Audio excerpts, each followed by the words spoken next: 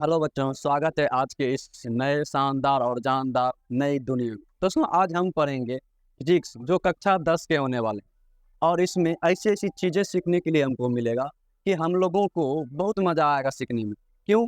क्योंकि ये जो फिजिक्स है यानी बहुत की ये हमारे जीवन में जो भी क्रियाकलाप होते आ रहे हैं, जो चीज़ तुम देखते हो सभी चीज़ों में क्या है, फिजिक्स छुपा हुआ है। नहीं, जिसमें से आज हम कक्षा 10 के पहली चैप्टर जो क्या है, प्रकाश का परावर्तन।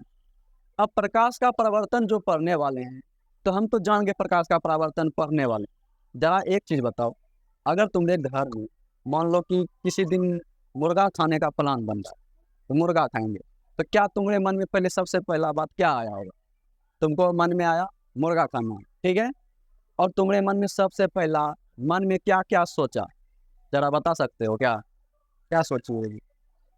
चलो, सबका मन में कोई कुछ दो स्टूडेंट से बोला कि पहले बाजार से लाएंगे बनाएंगे। क्या इसके मन से पहले नहीं आया कि हमको मसाला भी पीसना है, मसाला भी जमा करना है, चूल्हा भी भरना है, सब चीज करना है? नहीं आया समझ में रे? हैं आता ये सब बात नहीं आया मन में क्या? पहले क्या बोला? लाएंगे बाजार से खाएंगे, बस यही तुम्हारे मन में था क्या? उससे पहले तुम्हारे मन में नहीं आया कि हमको सर जरना भी जमा करना है, बर्तन भी साफ करना है, बर्तन को भी लाएंगे, मसाला भी पीसना है, तो मसाला क्या क्या लगेगा उसके लिए भी सामान लेके देंगे, तब ना लेके आएंगे? हैं? तुमने घर से खाली ला लेगा मुर्गा, बस सिझा देगा खा लेगा, मसाला वसाला कहाँ लिए? गारंटी तो क्या है, उसमें डालेगा कि नहीं डालेगा? बोला बना के लेके आएंगे और खाएंगे। और ये हम इसलिए पूछे कि क्योंकि देखो, जब भी हम कोई भी चीज़ खाना बनाते हैं या कुछ भी करते हैं, उससे पहले माइंड में इमेजिनेशन कर देते हैं कि इसमें हमको क्या क्या डालना है, घर में क्या है क्या नहीं है। सोचते हैं कि नहीं सोचते हैं? जो चीज़ नहीं होता तो पापा को बोल देते हैं ये चीज़ नहीं। ऐसा तो किसी के मन में ना है।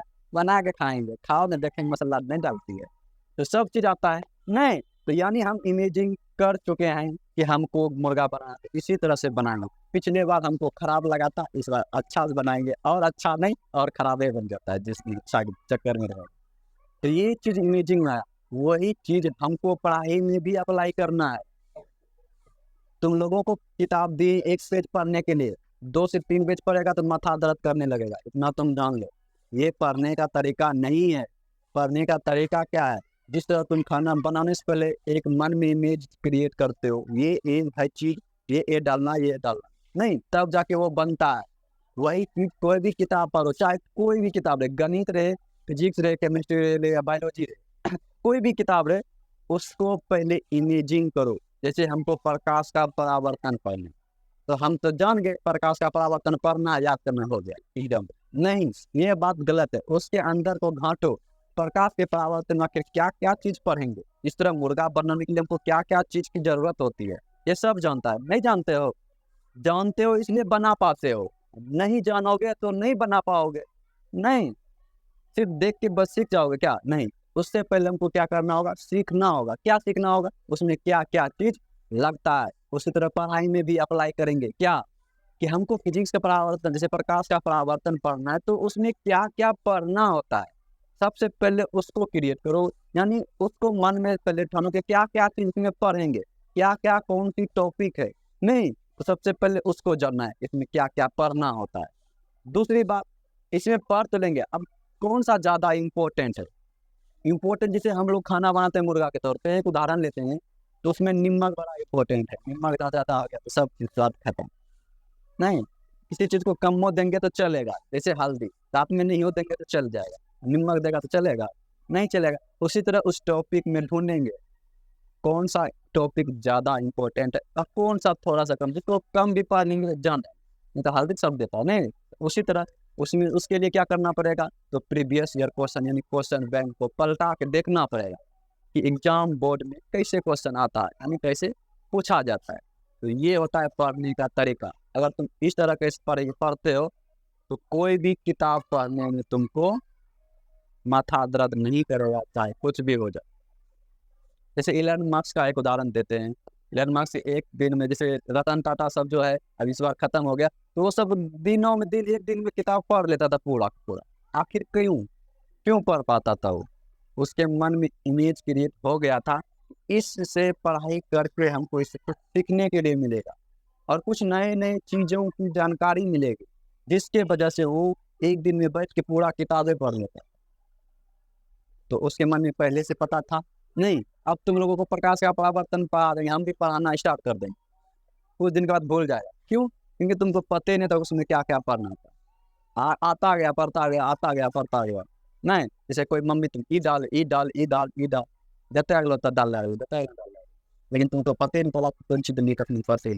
नहीं, तो वही बात है।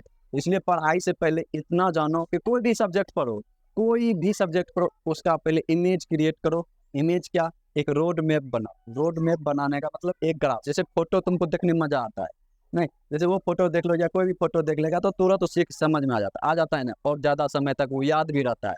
इसलिए उसका पूरे सब्जेक्ट, जैसे प्रकाश का परावर्तन पढ़ना है तो उसका एक रोड मैप बना। रोड मैप में क्या बनाना है? उसमें क्या क्या चीज़ पढ़ना होता है। तो सबसे पहले आओ एक रोड मैप बनाते हैं प्रकाश के परावर्तन के ऊपर, और उसको समझने का कोशिश करते हैं कि उसमें क्या क्या पढ़ना पड़ता है। तब जाके हम आगे चल टॉपिक को धीरे धीरे पढ़ेंगे गहन से। नहीं तो चलो कॉपी निकाल लो अपना,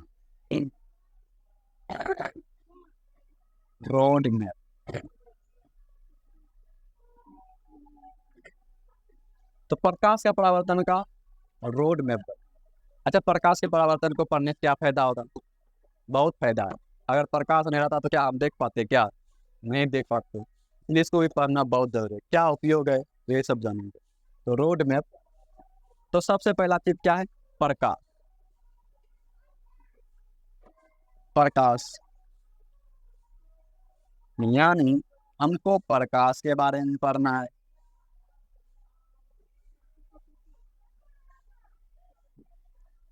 उसके बाद प्रकाश,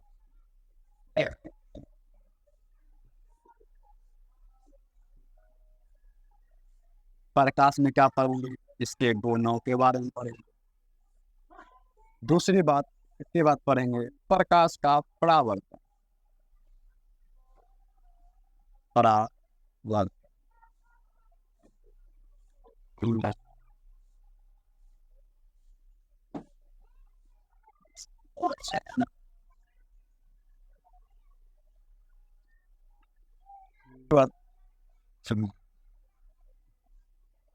प्रकाश का परावर्तन वो तरीके से होता है।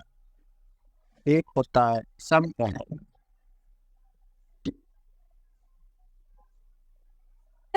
एक होता है गोलीय दर्पण। उसके बाद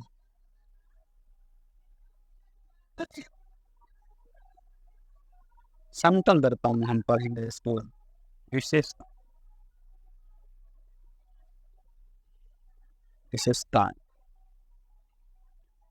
और इन्हीं।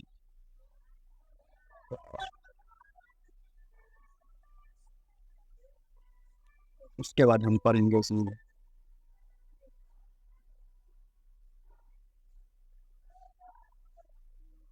उत्तल दर्पण। उसके बाद पढ़ेंगे अवतल दर्पण।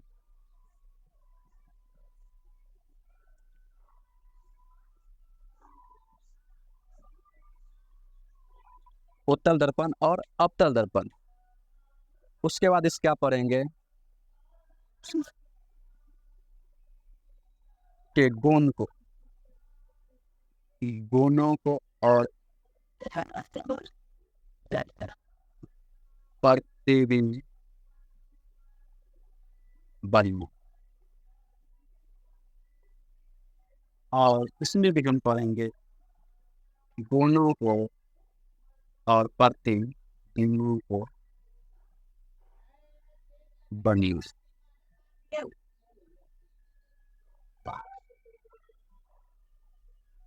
उसके बाद इसमें पढ़ेंगे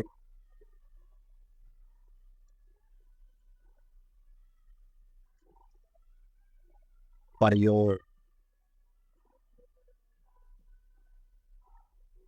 उसके बाद इसमें पढ़ेंगे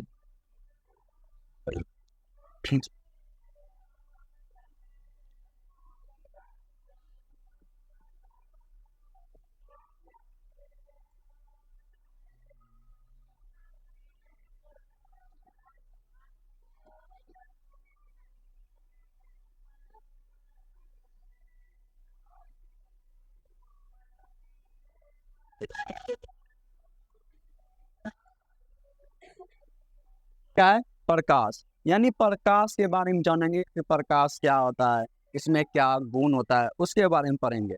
उसके बाद अगला क्या है? प्रकाश का परावर्तन। यानी प्रकाश का परावर्तन क्या होता है? जैसे एक एग्जाम्पल के तौर पे, जैसे कभी कभी तुम बचपन में आईना लेके ऐसे ऐसे कभी चमकाया है ना, यानी प्रकाश यहाँ से आया, यहाँ से घूम के उधर चला गया, तो उसी को बोलते हैं परावर्तन। तो उसको भी अच्छे से जानेंगे। फिर प्रकाश के परावर्तन में नियम आता है, तो वो पढ़ेंगे। अब प्रकाश का परावर्तन, अब प्रकाश का परावर्तन देखो, तुम्हारा जो आईना है, कैसा आईना था? एकदम प्लेन था। तो उस प्लेन को ही बोलते हैं समतल दर्पण। क्या बोलते हैं उसको? समतल। तुम्हारा जो आईना क्या है? समतल है। लेकिन कभी कभी तुम देखा होगा गोलीय दर्पण, गोला, जैसे मोटरसाइकिल सब में देखा है, कैसा रहता है? ऐसे रहता है कर्व। या तुम अपना चम्मच देखो, उससे भी तुमको प्रकाश का परावर्तन होता है क्या? है, सबसे सिंपल सी बात है, चम्मच लेके आना कल। उसके बाद गोलीय दर्पण, और गोलीय दर्पण भी दो तरह का होता है, एक होता है उत्तल दर्पण, एक होता है अवतल दर्पण। यानी उत्तल और अवतल क्या होता है उसके बारे में जानेंगे। उसके बाद उत्तल में क्या क्या पढ़ना होता है, तो उत्तल में हम उसके गुणों के बारे में, यानी उत्तल में क्या गुण है, अवतल में क्या गुण है।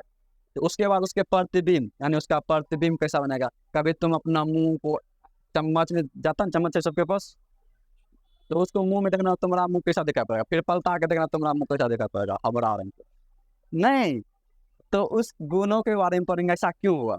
उसके बाद तुम लोग अपने आईना में मुंह देखते हो, इधर का नाक इधर आ जाता है, देखा है ना, इधर नथिया पहनी है तो इधर नथिया आ जाएगा। नहीं। तो वो क्यों होता है, तो उसके बारे में वही होता है विशेषता।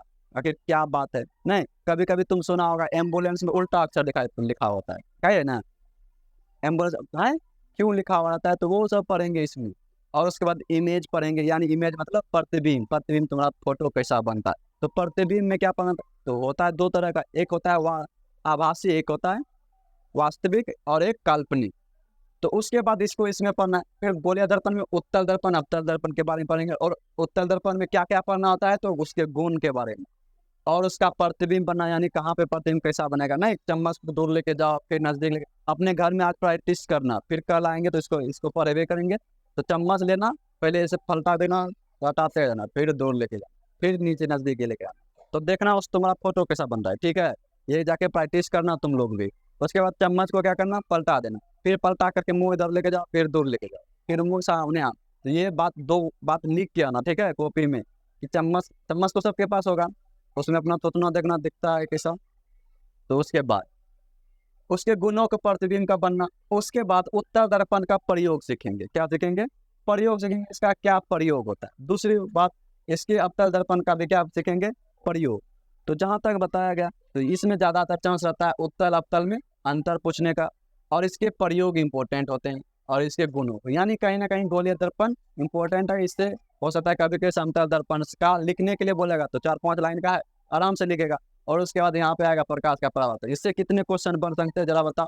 प्रकाश से एक क्वेश्चन, ये से एक क्वेश्चन, नहीं नहीं, और प्रकाश के परावर्तन से क्वेश्चन बन सकते हैं, समतल दर्पण से क्वेश्चन बन सकते हैं, गोलीय दर्पण से।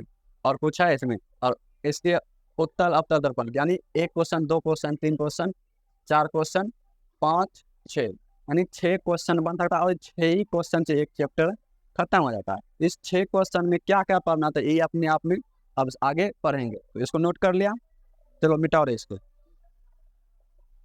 प्रकाश,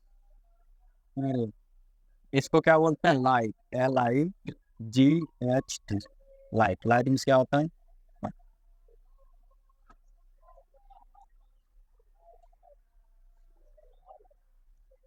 अब प्रकाश होता क्या, नहीं, सबसे पहले क्वेश्चन यही है, प्रकाश यानी प्रकाश क्या है। तो प्रकाश क्या है, तो एक बार हम जानते हैं कि प्रकाश एक प्रकार का क्या है, ऊर्जा है। नहीं, क्या है? और प्रकाश एक प्रकार की ऊर्जा है, जिससे हम क्या करते हैं, किसी भी वस्तु को क्या करते हैं, देख पाते हैं। अगर प्रकाश नहीं रहेगा तो क्या वस्तु दिखाई पड़ेगा? नहीं। तो लिखो पहला पॉइंट, प्रकाश एक प्रकार की ऊर्जा है। पहला पॉइंट, प्रकाश एक प्रकार की ऊर्जा है,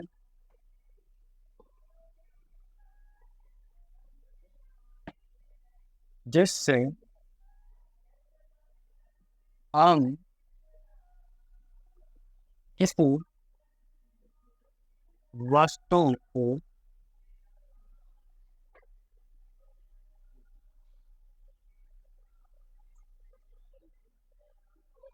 देख पाते हैं। क्या अगला लिखो।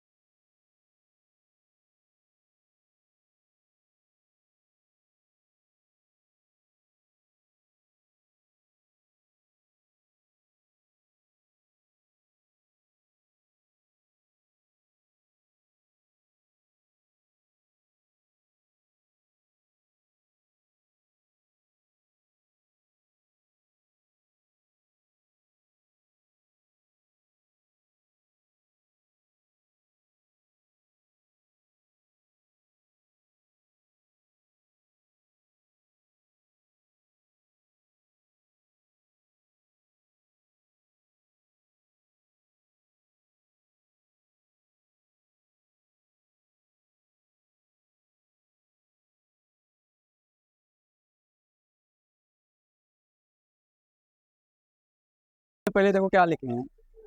प्रकाश। प्रकाश क्या है? प्रकाश एक प्रकार का क्या है?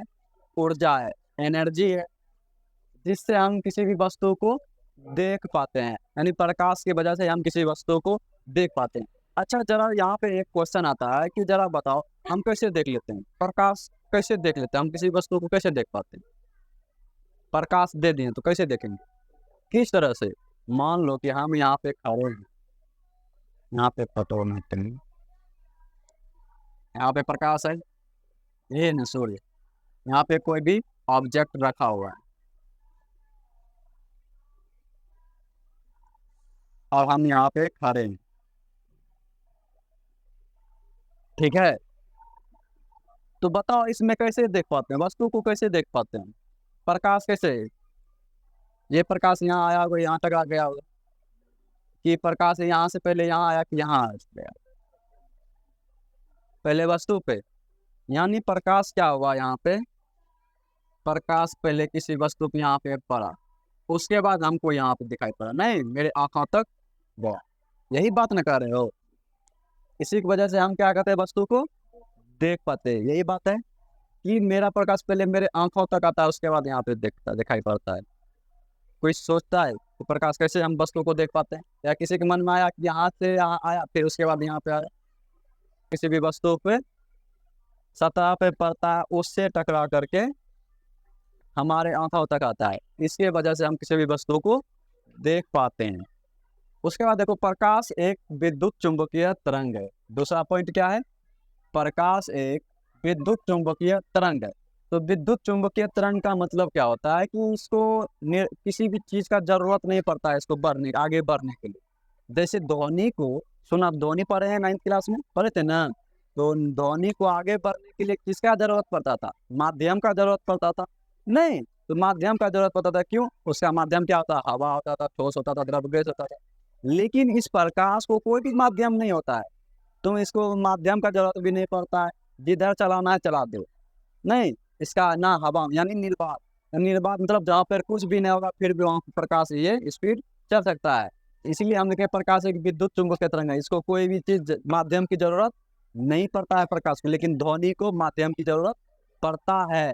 ठीक है, तो इसलिए प्रकाश एक प्रकार का क्या है, विद्युत चुंबकीय तरंग है। मतलब बोलेगा विद्युत चुंबकीय तरंग क्या है, तो वैसा माध्यम जिसमें जिसमें कोई चीज का माध्यम ही ना हो, माध्यम का जरूरत ही ना पड़े, तो उसी को बोलेंगे विद्युत चुंबकीय तरंग। अगला क्या है, प्रकाश हमेशा सीधी रेखा में चलती है। कहाँ चलता है, सीधी रेखा में, क्योंकि वो दारू नहीं पीता। प्रकाश दारू नहीं पीता इसलिए वो सीधे चलेगा, जो दारू पिएगा वही टेढ़ा चलेगा। यानी यहाँ पे लाइट दारू नहीं पीता है, जब नहीं पीता है तो ये हमेशा क्या चलेगा, सीधे ही चलेगा। हाँ, ये सीधी तब तक चलेगा जब तक तुम उसके आगे में ठोकर ना लगा दो, नहीं कोई वस्तु यानी ऑब्जेक्ट को सामने ना ला दो।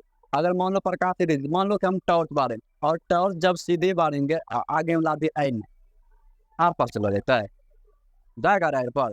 तो हम तो बोलते प्रकाश सीधी रेखा में, लेकिन सीधी रेखा में जाएगा, और आगे में अगर वस्तु रखा दें, ऑब्जेक्ट रख दें, तो उससे टकरा के वापस चला जाएगा, नहीं माध्यम से, तो उसी माध्यम में लौट जाएगा। हाँ, हमारा अगर हम पानी रख देंगे आर पार चला जाएगा, नहीं तो होता है एक माध्यम से दूसरे माध्यम को हो जाता है अपवर्तन। अगर तुम सामने में रखते और परावर्तन हो गया तो हो गया प्रकाश का परावर्तन।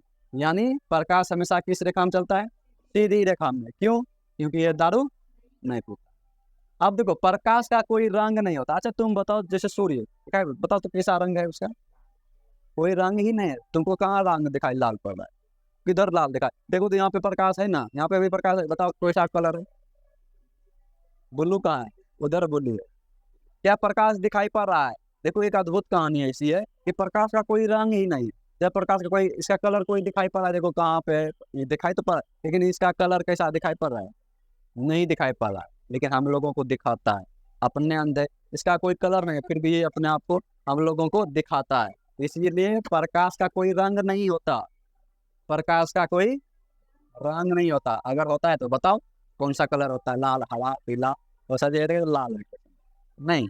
तो इसका वजह बताएंगे आखिर लाल क्यों। जैसे तुम बोलेगा सर सूर्य उदय और सूर्यास्त के समय देखो तो लाल दिखाई पड़े छे, अब 12 बजे इन्हें लाल दिखाई पड़े छे। तो इसका एक वजह है क्यों दिखाई पड़ता है सूर्यास्त और सूर्यास्त उदय के समय लाल क्यों दिखाई पड़ता है। तो इसका एक ही वजह है, सिंपल से याद है ना, कि इसमें लाल रंग का जो तरंग धैर्य है सबसे अधिक होता है, इसके वजह से लाल दिखाई पड़ता है। उसको हम पढ़ेंगे अगले अगले चैप्टर, जैसे मानव मैथ के बारे में पढ़ेंगे तो उसी सब में इसमें पढ़ेंगे, फिर लाल क्यों दिखाई। तो प्रकाश का कोई रंग नहीं होता, यह 7 रंगों का मिश्रण है। और ये जो प्रकाश है हम लोगों का सूर्य जो है, इसमें 7 रंग है। क्या वो रंग है, 7 रंग है, और ये 7 रंगों का मिश्रण होता है। जब 7 रंग मिला देगा तो कोई रंग ही नहीं, रंगहीन हो जाए, जिसको बोलते हो सफेद। नहीं, ये सफेद किससे बना होता है, 7 रंग जब मिला होगा तो सफेद कलर होगा। तो चलो काला रंग, अब काला रंग देखते हो ना, हर किसी के पास काला, और सबका फेवरेट है काला। काला का कोई रंग है क्या, वो कोई कलर नहीं है काला, ये अंधेरा है। अगर तुमको अगर फेवरेट रहता तो रात को टॉर्च का है बारता, नहीं हर चीज काला है, नहीं लेकिन ये काला का कोई कलर नहीं है। काला रंग कोई रंग नहीं होता तथा सफेद रंग, देखो यहाँ पे काला रंग कोई रंग नहीं होता, लेकिन सफेद रंग 7 रंगों का मिश्रण से मिलकर बना है। जो सफेद रंग है हम लोगों का वो 7 रंगों से मिलकर बना होता है। इसीलिए तुम लोग देखा होगा छत्ता काला रंग का बनाया जाता है, पता है क्यों? क्यों बनाया जाता है सफेद रंग का, क्यों नहीं का छत्ता? देखता होगा पुराने जमाने, अभी तो डिजाइन वाला आ जाता है, नहीं पुराने जमाने में देखा होगा ज्यादातर काला रंग का ही छाता रहता था। आखिर क्यों? अरे छाता का उपयोग क्यों करते थे? धूप से बचने के लिए, वर्षा के लिए बचने के लिए, नहीं तो धूप से बचने के लिए क्या होता है, जो प्रकाश जब आता है ना तो वो क्या कहता है, काला रंग ऑब्जर्व कर लेता है। ऑब्जर्व मतलब वो अवशोषित कर लेता है, और वो उसको रिफ्लेक्ट नहीं करने देता है। इसलिए तुम देखा अगर छत्ता का होती, छाता जो काला तो वो छुएगा तो गर्म हो जाएगा, लेकिन तुमको गर्मी एहसास नहीं होने देगा, देता है। छत्ता लेके जाओगे तो कितनों भी धूप में जाओगे तो तुमको एहसास नहीं होगा। उधर का छत्ता लेके जाओ, पसीना तैयो छूटो, नकनेटा मुँह में चलो जाओ, नहीं तो ऐसी हो जाती है स्थिति। तो इसलिए काला रंग, क्योंकि काला प्रकाश को क्या करता है, ऑब्जर्व करता है, 7 रंगों के मिश्रण को ऑब्जर्व कर लेगा, उसके बाद उसको परावर्तन नहीं तो कुछ नहीं करता, वो सिर्फ ऑब्जर्व कर लेता है। इसलिए तुम लोगों को भी आगे क्या है, काला रंग कोई रंग नहीं होता, सफेद रंग 7 रंगों का मिश्रण से मिलकर बना है। अब देखो अगला पॉइंट वही लिखे हैं, सूर्य। सूर्य जो है 7 रंगों से मिलकर बना है। सूर्य कितने रंगों से? तो 7 रंगों से मिलकर बना है। अगला, अलग अलग माध्यम में प्रकाश की चाल अलग अलग होती है। अगला पॉइंट क्या है? अलग अलग माध्यम में प्रकाश की चाल क्या होता है? अलग अलग होता है। जैसे अलग अलग माध्यम क्या हुआ? जैसे निर्वात में प्रकाश की चाल अलग। निर्वात मतलब क्या होता है? जहाँ पे कुछ ना हो। पानी में क्या होगा उसका चाल? नहीं, सब चीज में उसका चाल क्या होगा? अलग। जैसे मान लो कि तुमको यहाँ पे पैदल बोल रहे हो, बालू में दौड़ा देंगे, दौड़ पाओगे? हैं? कीचड़ में दौड़ा देंगे, तो तुम लोगों का भी चाल अलग अलग हो गया कि नहीं हो गया? हैं? अलग अलग जगह पे तुम लोगों का भी चाल क्या हो गया? अलग अलग हो गया। उसी तरह ये भी प्रकाश है, तो ये भी अलग अलग माध्यम में प्रकाश का चाल क्या होता है? अलग अलग होता है। ये बात समझ में आया? अगला क्या है? हाँ, तो निर्वात में प्रकाश की चाल सबसे अधिक होता है। तो तुम सबसे अधिक कहाँ पे दौड़ सकोगे? एक प्लेन वाले जगह पे, या तुमको ईटा कंकड़ पत्थर फेंक देंगे रास्ते पे, उस पे प्लेन वाले जगह पे जहाँ पे कुछ ना हो? नहीं। तो उसी तरह इसको भी जहाँ कुछ नहीं होगा तो वहाँ पे सबसे अधिक दौड़ेगा। उसी तरह निर्वात, निर्वात मतलब जहाँ कुछ ना हो, तो निर्वात में प्रकाश की चाल क्या होता है? सबसे अधिक होता है। तो निर्वात में प्रकाश की चाल क्या होता है? सबसे अधिक होता है। और प्रकाश का चाल ये अपने आप में सबसे तेज दौड़ने वाला है। सबसे ज्यादा दुनिया में सबसे तेज कौन दौड़ता है? तो लाइट। कौन दौड़ता है? लाइट। यानी प्रकाश की चाल सबसे अधिक होता है पूरे विश्व में। कोई भी स्पीड नाप लो, सबसे अधिक क्या होता है? प्रकाश की चाल। फिर निर्वात में प्रकाश की चाल कितना होता है? नहीं, तो निर्वात में प्रकाश की चाल कितना होता है? 3 गुना 10⁻1 मीटर प्रति सेकेंड। कितना होता है? तो इस वैल्यू को याद रखना। जितना भी वैल्यू यहाँ नीचे में लिखे हुए हैं ये सब इम्पोर्टेंट है, VVI है। निर्वात में प्रकाश की चाल कितना होता है? 3 गुना 10⁻8 मीटर प्रति सेकेंड। अगर इसको किलोमीटर के हिसाब से बदला दिया जाए तो क्या होगा? 3 लाख किलोमीटर प्रति सेकेंड। यानी 1 सेकेंड में 3 लाख किलोमीटर दौड़ जाएगा। और 3 लाख किलोमीटर कहाँ चला जाएगा? तो 3 लाख किलोमीटर प्रति सेकेंड। 1 सेकेंड में कितना किलोमीटर दूरी तय करता है ये? 3 लाख किलोमीटर। कितना? तो ना नहीं, रोज स्क्वायर स्क्वायर 64 स्क्वायर कर दें, उतना दूर चलो 1 सेकेंड में तो ट्रेन धरें पड़ी गई। हाँ, 3 लाख किलोमीटर यहाँ कौन दे जाएगा? 3 लाख किलोमीटर जाएगा। अब तुमको एक आश्चर्यचकित होगा, ये यहाँ पे देखो, ये सूर्य है, इधर चंद्रमा है। इसको यहाँ से यहाँ तक आने में कितना सेकंड लगता है पता है? 1.2 सेकेंड। 1 सेकेंड से भी, हाँ 1 सेकेंड और 2, 1.2 इतना ही सेकेंड लगता है इसको सूर्य को वहां तक पहुंचने में, रोशनी। लेकिन हमको हमारे तक आने में, पृथ्वी तक आने में कितना समय लगता है? नहीं, सूर्य वहां उगता है तो हमको मेरे पास रोशनी उसको आने में दौड़ दौड़ के जो आता है कितना, तो कितना दौड़ के आता है तो लगभग कितना होता है? 8 मिनट 20 सेकेंड लग जाता है इसको। थक जाता है ग्राफिक रोशनी देने का स्पीड से दौड़। नहीं, यानी सूर्य को पृथ्वी तक रोशनी आने में कितना समय लगता है? 8 मिनट 20 सेकेंड। कभी कभी किताब में लिखा रहेगा 8 मिनट 15 सेकेंड, यानी 15 से 20 याद रखना। 8 मिनट 20 सेकेंड लगता है। लेकिन सूर्य को चंद्रमा तक जाने में कितना समय लगता है? 1.2 सेकेंड। मात्र 1 ही सेकेंड में फुर आ जाता है और चला जाता है। नहीं, यहाँ तक समझ में आया? निर्वात में प्रकाश की चाल कितना होता है? 3 गुना 10⁻8 मीटर प्रति सेकेंड। ऑप्शन में गलत गलत देगा, यहाँ किलोमीटर रहेगा तो गलत, यहाँ पे मीटर प्रति सेकेंड। या तो रहेगा 3 लाख किलोमीटर प्रति सेकेंड, या कैसे रहेगा बता देते हैं। 3 गुना 10⁻5 किलोमीटर प्रति सेकेंड। अगर इस तरह से भी रहे तो समझना वही है। उसके बाद निर्वात में प्रकाश चाल, उसके बाद पानी में, जैसे पानी में टॉर्च बारे में किसने कितना चाल होगा तो याद रखना, पानी में उसका प्रकाश का चाल होता है 2.25 गुना 10⁻8 मीटर प्रति सेकेंड होती है। उसके बाद कांच में, तो कांच में प्रकाश, जैसे गिलास होता है तो गिलास में प्रकाश की चाल कितना होता है? तो 2 गुना 10⁻8 मीटर प्रति सेकेंड, यानी 2 लाख किलोमीटर प्रति सेकेंड, यानी 1 सेकेंड में 2 लाख किलोमीटर। तो सबसे ज्यादा स्पीड कहाँ पे चलता है प्रकाश?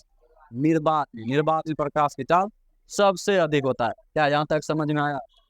याद रह जाएगा।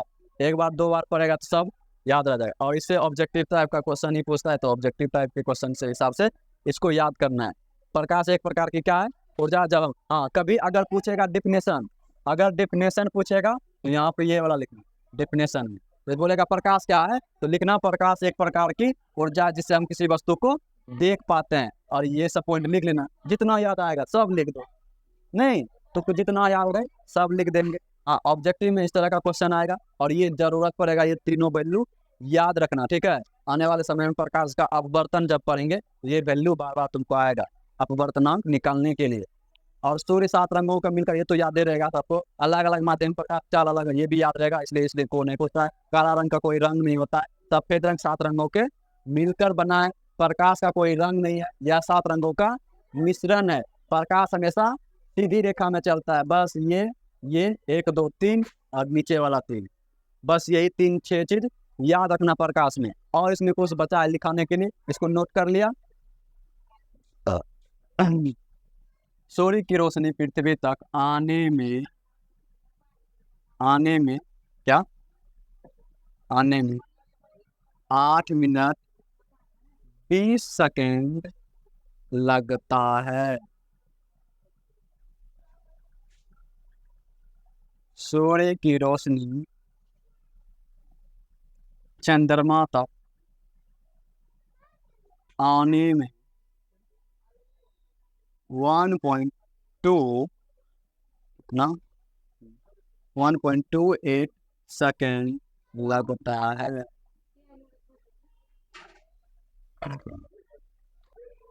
सर्वप्रथम प्रकाश का वेग या चाल, प्रकाश का वेग या चाल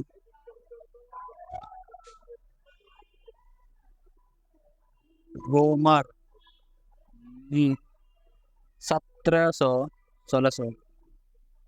1678 एडी में मापा था।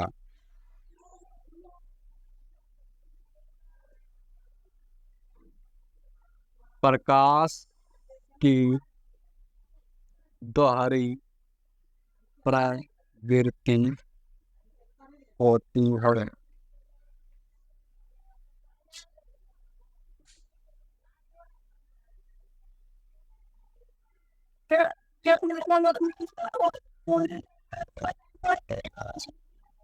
न्यूटन के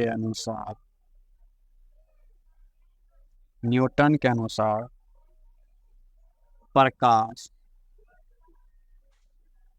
कणों से मिलकर बना, जिन्हें कणिका कहते हैं।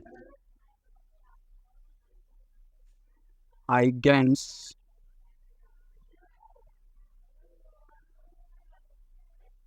1678 के अनुसार प्रकाश तरंग। चलो अब समझो इसको। पहला क्या है, सूर्य की रोशनी पृथ्वी तक आने में 8 मिनट 20 सेकेंड लगता है। नहीं, सूर्य का रोशनी पृथ्वी तक आने में कितना समय लगता है, 8 मिनट 20 सेकेंड। अगली बात है, सूर्य की रोशनी चंद्रमा तक आने में कितना, 1.28 सेकेंड। नहीं, उसके बाद देखो सर्वप्रथम प्रकाश वेग, जैसे प्रकाश का चाल कितना होता है 3 × 10⁻8 मीटर प्रति सेकेंड। तो किसने पहले मापा, नहीं क्वेश्चन तो ये है सबसे पहले किसने मापा, तो याद रखना तो सबसे पहले रोमर, किसने, रोमर ने 1678 ईस्वी में मापा था। कब, 1678 ईस्वी में रोमर ने मापा था प्रकाश की वेग या प्रकाश की चाल, कोई भी रहे। तो अगर पूछेगा सबसे पहले प्रकाश का वेग या चाल किसने मापा था, तो रोमर ने, याद रखना। अब देखो प्रकाश की दोहरी प्रवृत्ति होती है। जैसे एक लड़के को देखो, कभी डांसर को देख लो, कभी लड़का का रोल कर लेगा तो कभी लकड़ी का रोल कर लेगा। नहीं डांसर करता है, यही ना। तो यानी इसी तरह प्रकाश का कहना है, प्रकाश मतलब होता है उसका भी दोहरी प्रवृत्ति है, तो मतलब 2 रंग, तो 2 रूप है। क्या क्या रूप है, तो पहला क्या है, न्यूटन के अनुसार न्यूटन के अनुसार कहना है कि प्रकाश कणों से मिलकर बना है। प्रकाश किससे बना है? कणों से। क्लास 9 में पढ़ा था ना, सभी चीज किससे बना है? कणों से। तो न्यूटन ने यही कह दिया कि प्रकाश भी किससे बना है? न्यूटन, कणों से मिलकर बना है। इसलिए जिसे हम क्या कहते हैं? कणिका। क्या बोलते हैं? कणिका। कणिका, प्रकाश कणों से मिलकर बना है। किसने कहा? न्यूटन। और जिसे हम क्या कहते हैं? कणिका कहते हैं। अगली बात, फिर आया एक नया साइंटिस्ट जिसका नाम था हाइगेंस।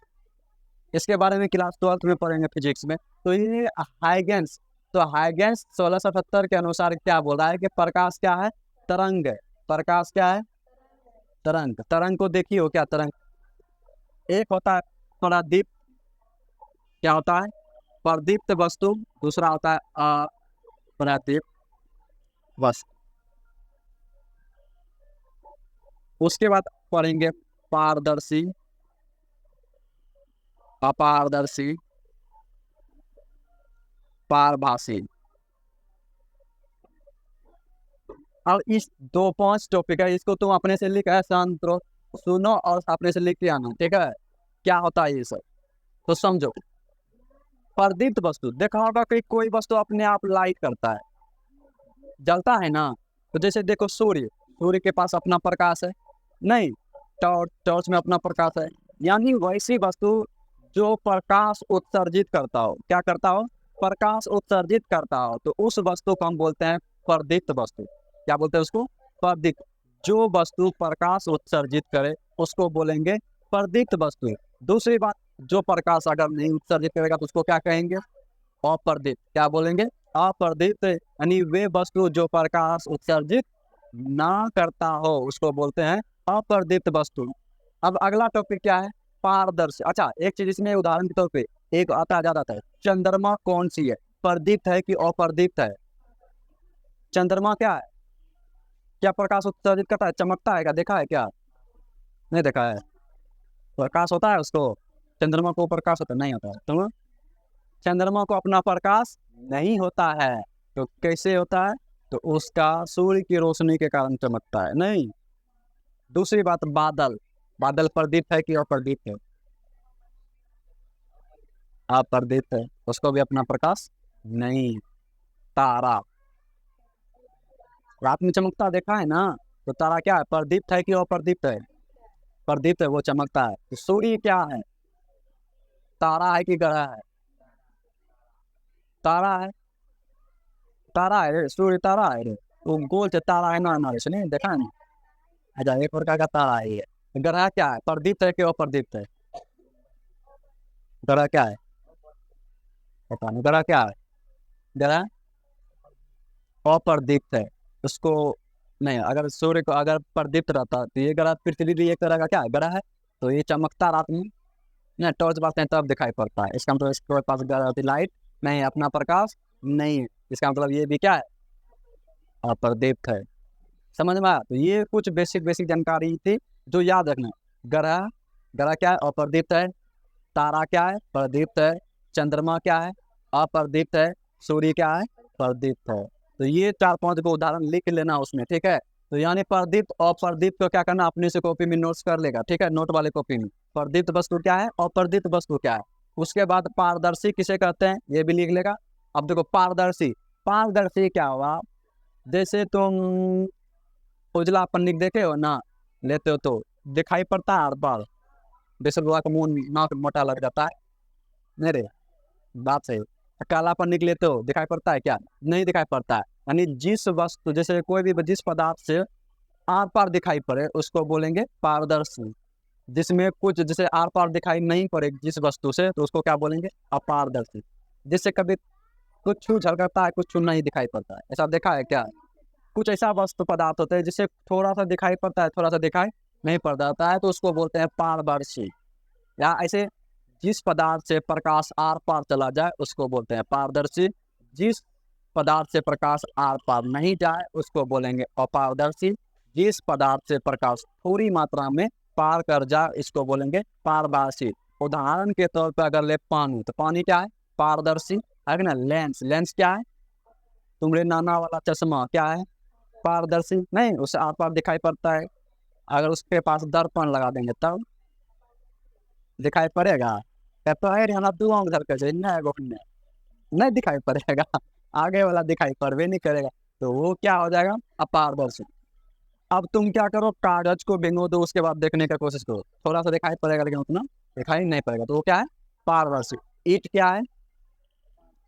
अपारदर्शी है, क्योंकि उससे प्रकाश आर पार नहीं जाता। क्या इस 5 को SW तुम सब नहीं बना के लेकर आओगे? आ जाएगा, लिख लेगा अपने से, हम नहीं लिखाएंगे इसका। प्रदीप्त अप्रदीप्त क्या है? इसका पारदर्शी किसे कहते हैं, अपारदर्शी किसे कहते हैं, पारभासी किसे। तुमको अपने से लिख के आना है, ठीक है? लिख लेगा ना? कोई दिक्कत यहाँ तक? तो यहाँ तक हम समझ में आ गया। अब अगले क्लास में हम पढ़ेंगे प्रकाश का परावर्तन। तो प्रकाश के परावर्तन में ये छोटा सा टॉपिक है, बस तुरंत खत्म हो जाएगा, ठीक है? उससे पहले पढ़ेंगे किरण पुंज, नहीं किरण पुंज और प्रकाश परावर्तन कल पढ़ेंगे। और यहाँ तक सबको याद हो जाना चाहिए, ठीक है? तब तक के लिए बाय बाय।